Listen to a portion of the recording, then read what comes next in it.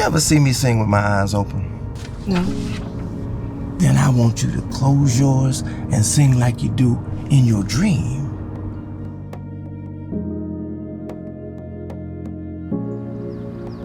That soul-stirring voice of a diva been growing in you since you was born.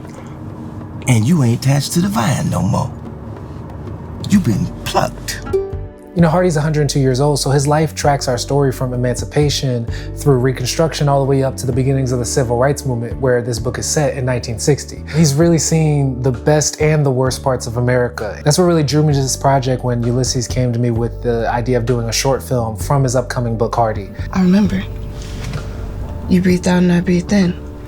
Then you had me to mama. Maynet's Awakening is adapted from a chapter out of the upcoming book, Hearty. And it's a great introduction to Hearty's character because you get to see that he has a little bit of a magical element. You get to see that he's the storyteller of his community and that there's a musical element to him. So everything is in there. While there's all this turmoil going outside of the vehicle, in the vehicle is this safe space for this family.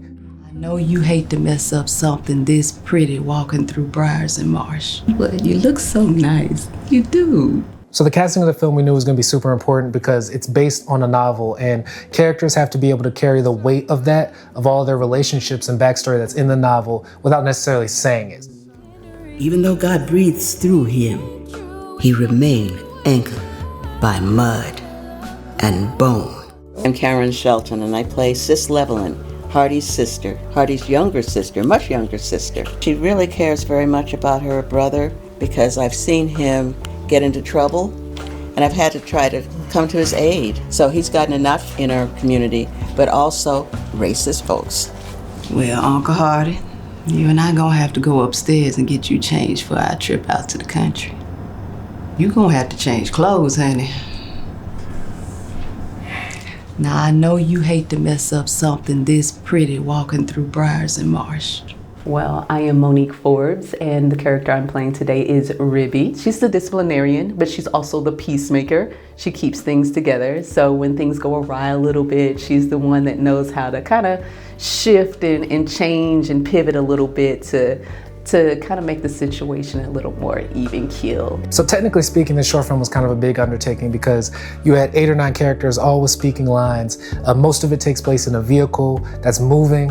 And that's kind of unconventional for even a feature-length film. So we knew that filming while driving was out of the question because audio and having to deal with it being set in 1960. And the challenge then becomes replicating what driving looks like in real life.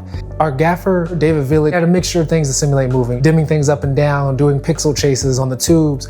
Yeah, I'll just get them ready and stand by. Just to get that subtle variation and changing on your face that happens when you're driving in a car. So I actually knew that this film was gonna be something special by just the feeling that everyone got on set. Like, it really was like a family feel. Like, you would have thought we had been shooting this as a series for years. Everything went smoothly, like more smoothly than I expected, which never happens on a film set. See if you ready to pluck. He's a liar. He keeps saying he can see when he can't. Shh. So in this film, we knew we were gonna have to do a lot of post-production because we had to make it look like they were driving. And then there is certain magical elements that existed in the screenplay. For instance, after we were done filming, we went out and filmed plates that were the backgrounds of what was gonna happen outside the windows. We also used a lot of selective blurring and light leaks and things like that for certain moments to make it look like it was a memory. Because the huge theme of this film is memory and how they affect us going forward. Stay with me.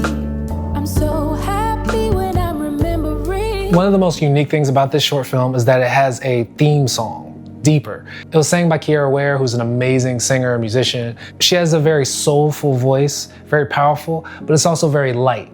And in Maynet's Awakening, you have a character, Maaynet, who is very shy and is now realizing that they have this incredible gift for singing. The voice needed to sound youthful, but it also needed to be powerful. Just teetering on the edge of realism. Kiara, she watched the film and she just understood that.